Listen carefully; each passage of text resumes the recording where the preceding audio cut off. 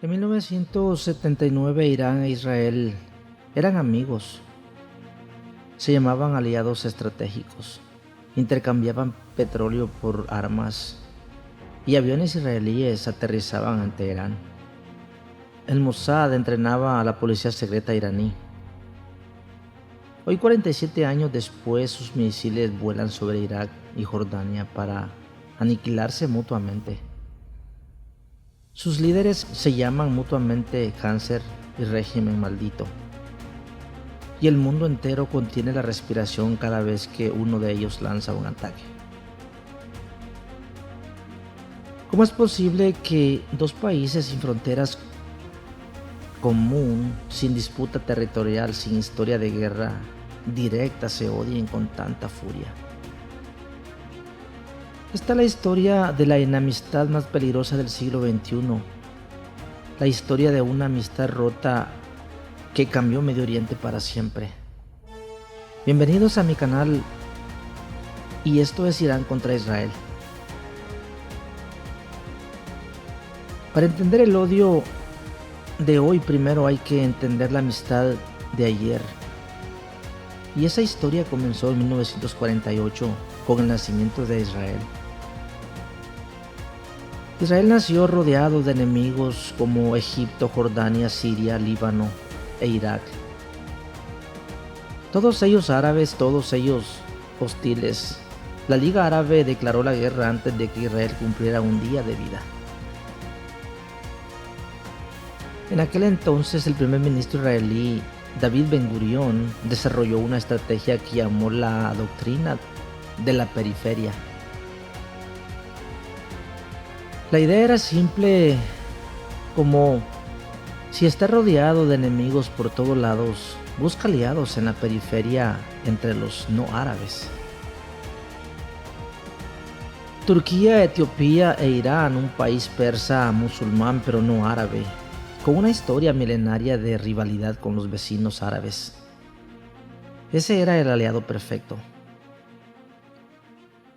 En ese momento, Irán era gobernado por el Shah Mohammad Reza Pahlaví, un monarca pro-occidental aliado incondicional de Estados Unidos, que veía con desprecio a los líderes nacionalistas árabes, como Gamal Abdel Nasser de Egipto.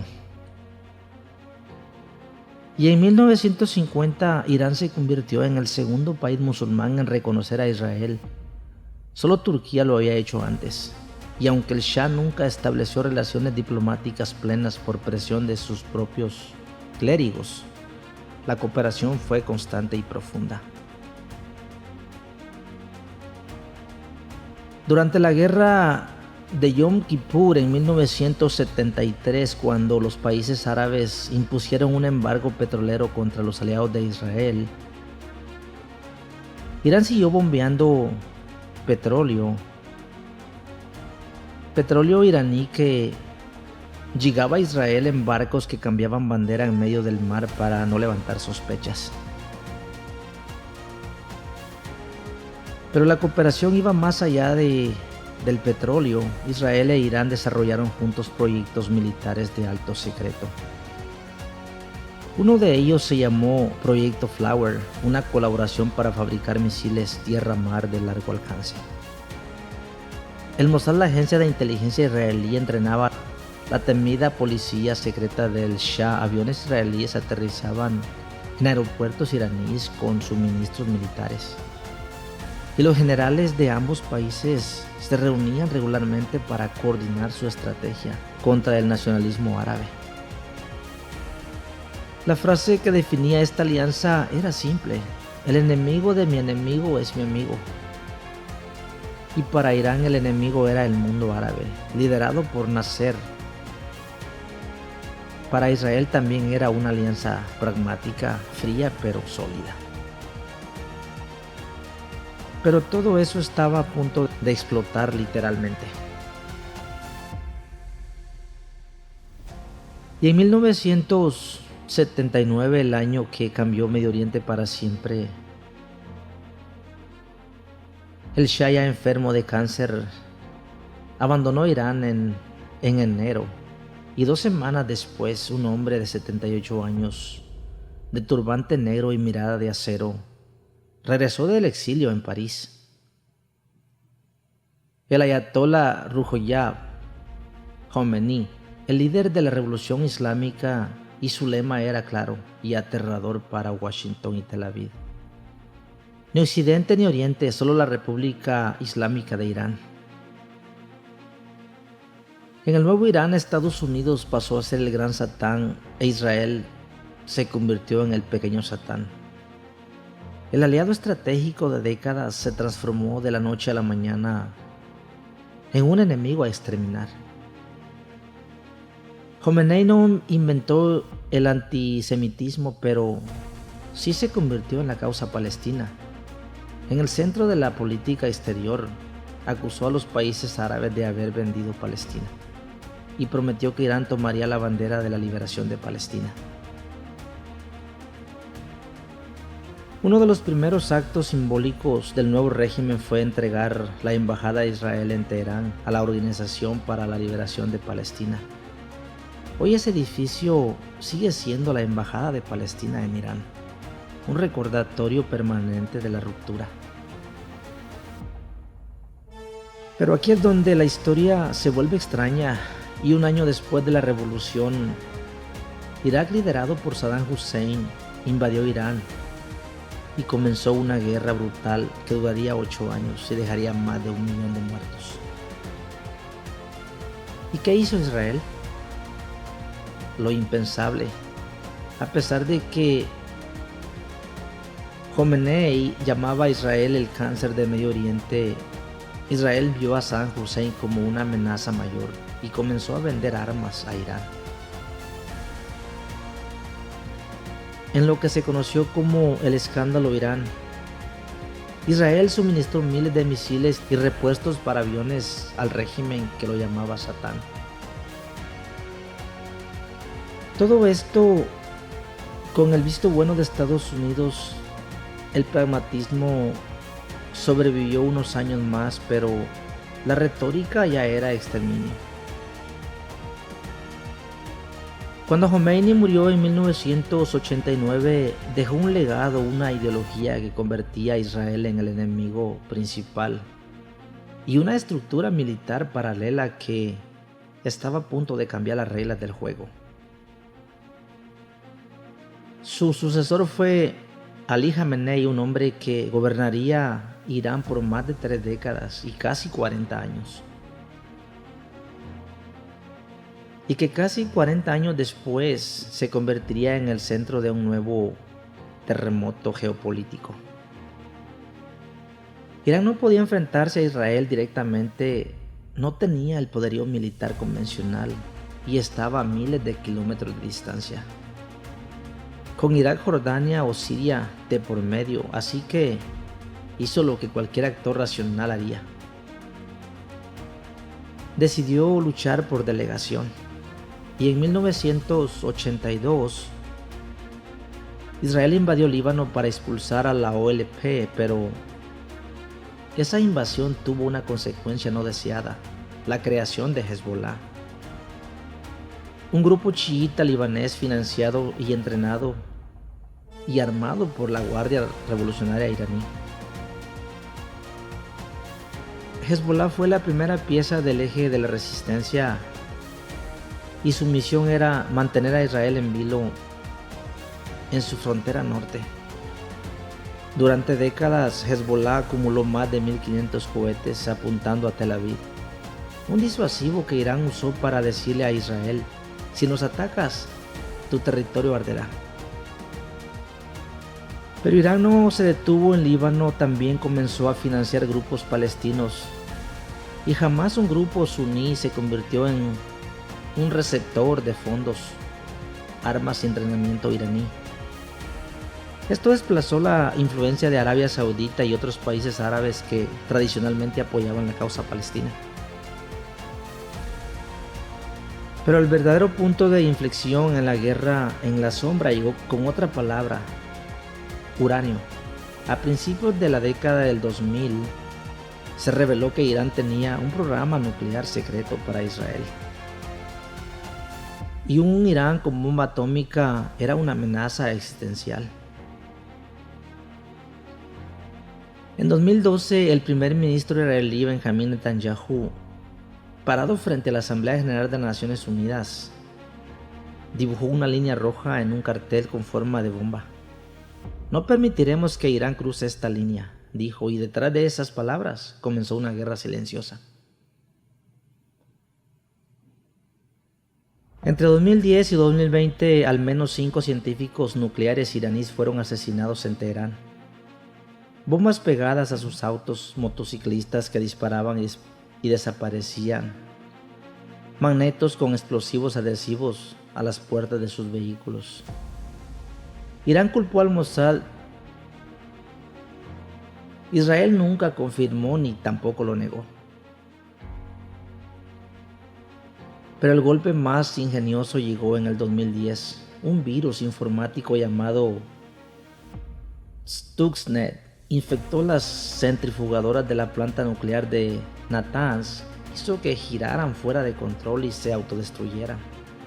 Fue el primer ciberataque documentado que causó daños físicos a infraestructuras críticas y fue desarrollado conjuntamente por Estados Unidos e Israel.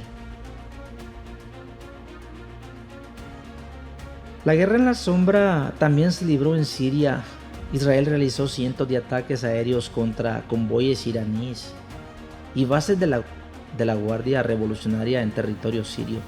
Era un conflicto donde nadie reclamaba la autoría, pero todos sabían quién estaba detrás. Durante más de 4 décadas, Irán e Israel mantuvieron una regla no escrita: no atacarse directamente. Se golpeaban a través de proxies en aguas internacionales, en ciberespacio, pero nunca directamente hasta que todo se rompió.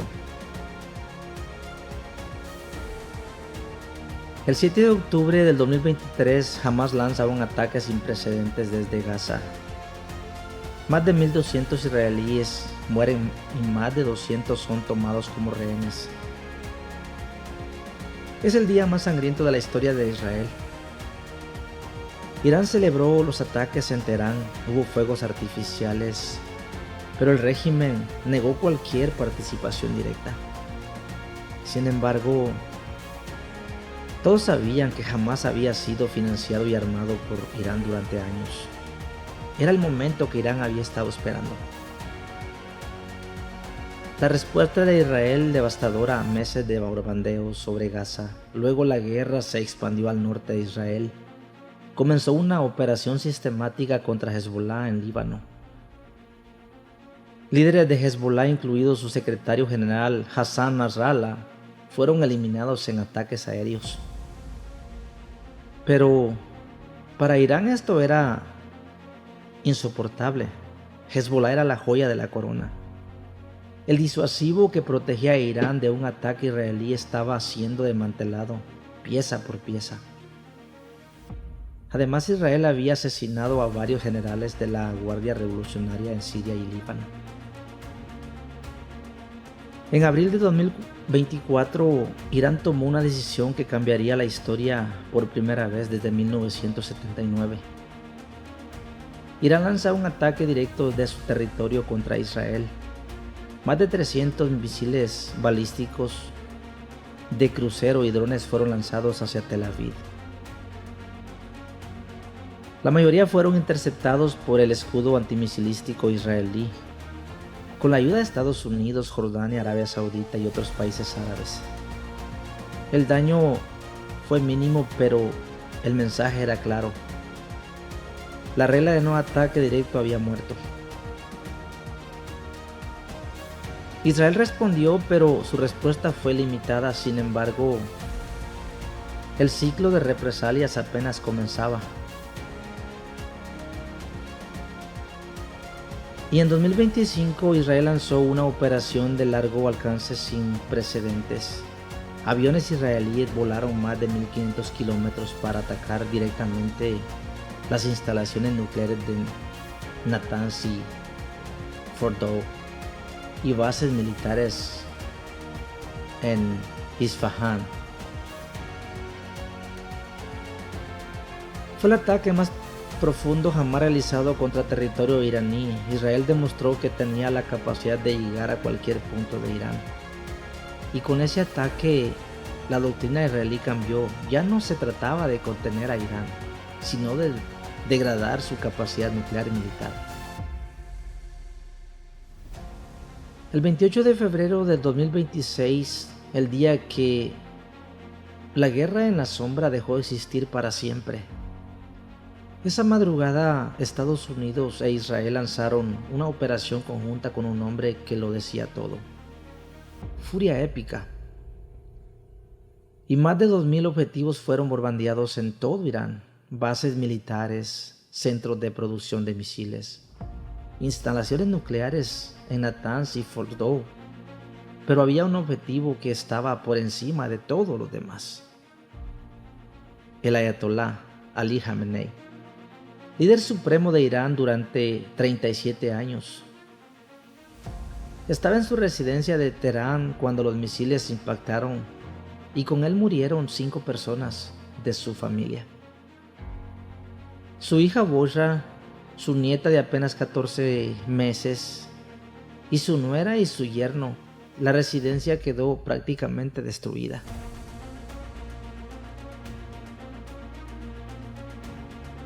Khamenei había sido la cara de Irán durante casi 4 décadas. Sucedió a Khomeini en 1989 y bajo su liderazgo Irán consolidó el eje de la resistencia. Reprimió protestas con mano de hierro, llevó un programa nuclear al borde de la capacidad militar. Para Israel esto era el cerebro detrás del pequeño Satán, y para Estados Unidos era el principal obstáculo para cualquier cambio en la región.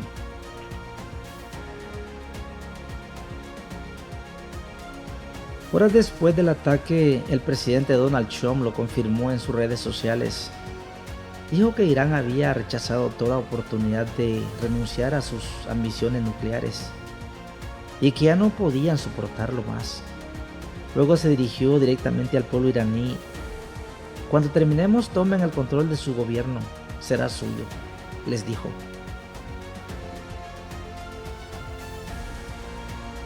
En Irán la respuesta fue un silencio atronador durante horas. Los medios estatales no dijeron nada, desmintieron los rumores, y un portavoz del Ministerio de Relaciones Exteriores afirmó que Khamenei estaba a salvo y bien, pero la mañana siguiente la realidad se impuso. El Consejo Supremo de Seguridad Nacional de Irán confirmó la muerte del líder supremo y el gobierno declaró 40 días de luto nacional. El presidente Masoud Pezeshkian calificó el asesinato como un gran crimen y prometió que no quedaría impune.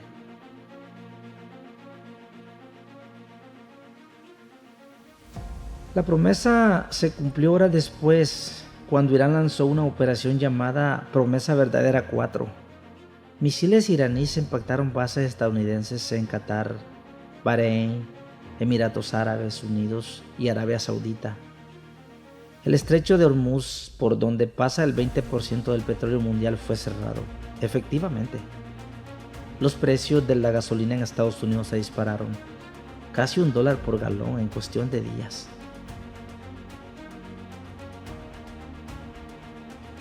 En los primeros días de la guerra, al menos 555 personas murieron en Irán, según la Media Luna Roja. 6 soldados estadounidenses también perdieron la vida en Israel. Y fragmentos de misiles cayeron sobre ciudades como Rishon LeZion, y aunque sin víctimas mortales. El 8 de marzo de 2026, apenas una semana después del asesinato, una asamblea de 88 clérigos eligió al nuevo líder supremo. Su nombre, Mojtaba Khamenei, el hijo del ayatolá asesinado. Israel advirtió de inmediato que el sucesor se convertiría en un objetivo inequívoco de eliminación.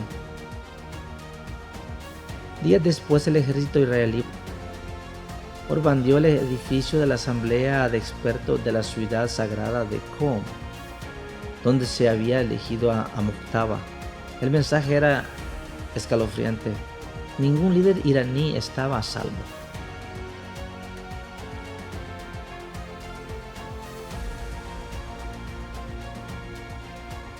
En marzo del 2026, Medio Oriente respira con el corazón en un puño. La guerra, que comenzó con el asesinato de Khamenei, ya lleva un mes y no muestra señales de terminar. El programa nuclear iraní ha sufrido retrocesos significativos. Las centrifugadoras en Natanz fueron destruidas, pero Irán sigue enriqueciendo uranio al 60%. A solo semanas de tener material suficiente para una bomba, si decide construirla. Sin embargo, la OTAN, en voz de su secretario general Mark Rutte, calificó la ofensiva como fundamental para eliminar la capacidad nuclear y misilística de Irán. Israel y Estados Unidos han atacado más de 2.000 objetivos en Irán, más de 20.000 puntos del país. La campaña, según Chom, podría durar de 4 a 5 semanas, y aunque está preparada para extenderse mucho más, pero no todo ha sido coordinación perfecta. En las últimas semanas han surgido tensiones entre aliados.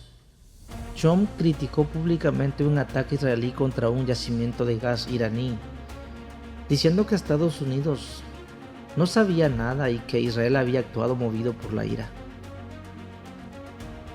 Luego, en un mensaje en mayúsculas, ordenó a Israel no realizar más ataques en relación con este campo. Dentro de Irán, la situación es volátil. Las protestas masivas de diciembre de 2025, que dejaron entre 3.000 y 30.000 muertos, según distintas fuentes, mostraron un descontento profundo con el régimen. La economía está colapsada bajo las sanciones internacionales, y cada vez más iraníes cuestionan por qué su país invierte miles de millones en el eje de la resistencia mientras ellos no tienen trabajo. ¿Qué viene ahora para Israel e Irán? Hay 3 escenarios posibles.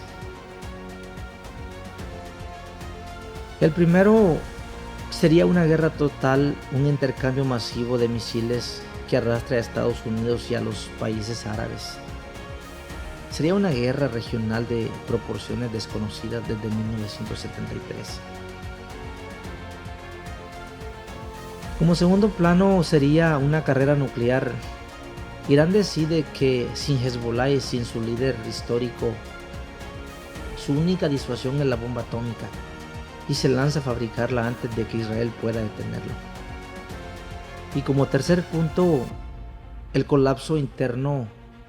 Las sanciones, los ataques y el descontento popular terminan derribando al nuevo régimen de Muqtada Khamenei, y un nuevo Irán emerge, quizás moderado, quizás más caótico.